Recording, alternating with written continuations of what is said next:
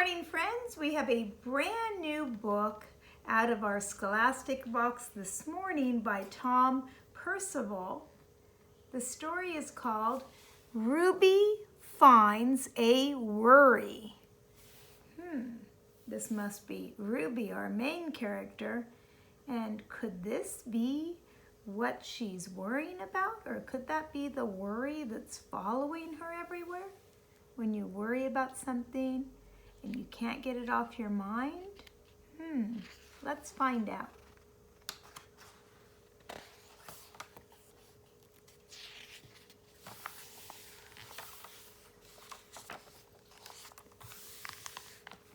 Our title page. Ruby Finds a Worry by Tom Percival. Looks like where are they located? Where are they at, do you think? Maybe the beach. I can see the waves here, some sand and some beach pails and a raft. And yes, so maybe, and crabs. Let's see.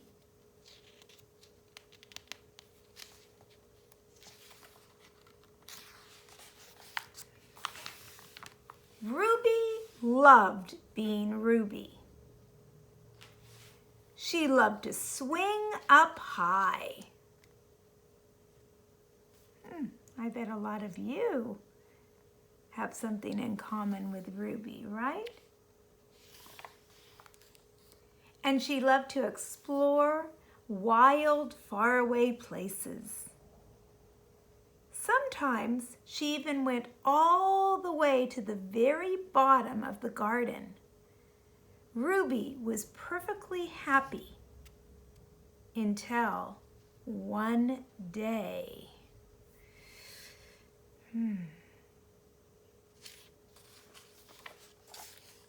She discovered a worry.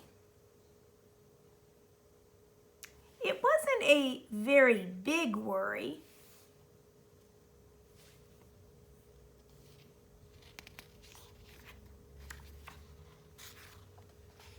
In fact, it was so small that at first Ruby hardly noticed it. But then the worry started to grow. Each day it got a little bigger.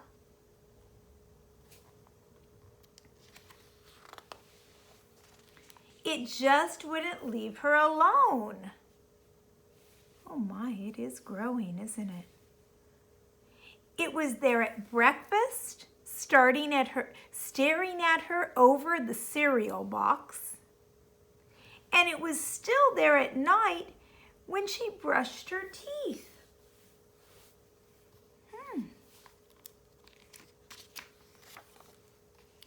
The funny thing was that no one else could see Ruby's worry. Not even her teacher. So Ruby pretended that she couldn't see it either.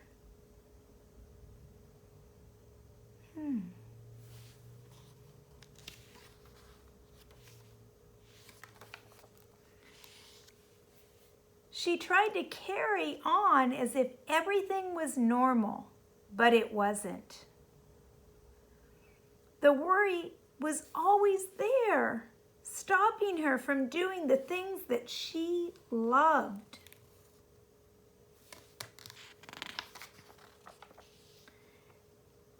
Ruby wondered if the worry would ever go away.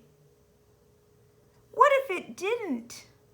What if it stayed with her forever? Ruby didn't realize it, but she was doing the worst thing that you can do with a worry. She was worrying about it. Now the worry was enormous. It could barely fit in the kitchen at dinner time. It filled up half of the school bus.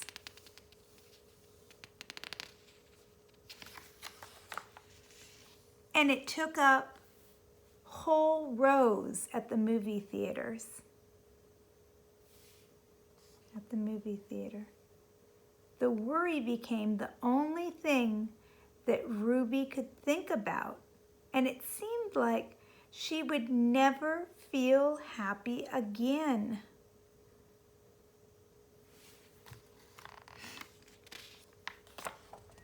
Then one day, something unexpected happened. Ruby noticed a boy sitting alone at the park. He looked how she felt, sad.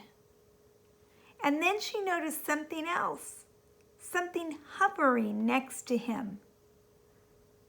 Could it be a worry? Could he have a worry as well?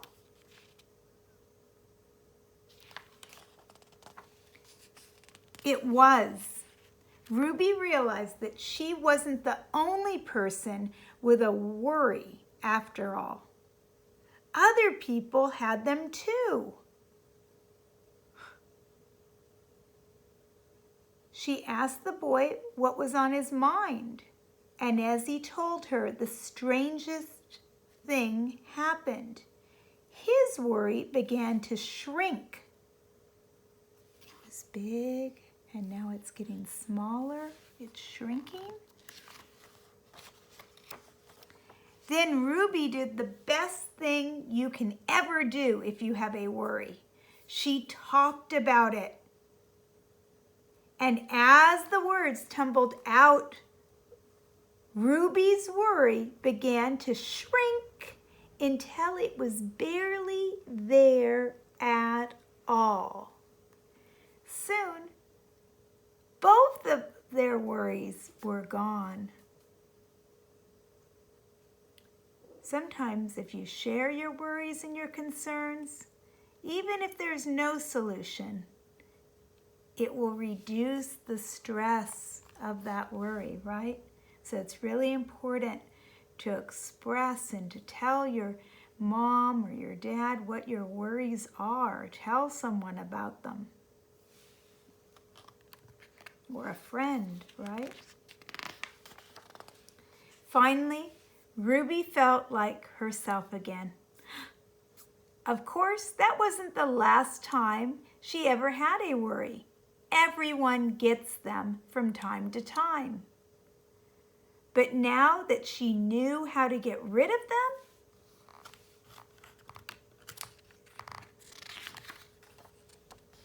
they never hung around for long, and they never got enormous and huge like that worry did in the middle of the book ever again. Well, that was a beautiful story. It makes me think that everyone has worries, right? And that's okay. But you need to tell someone about them, okay?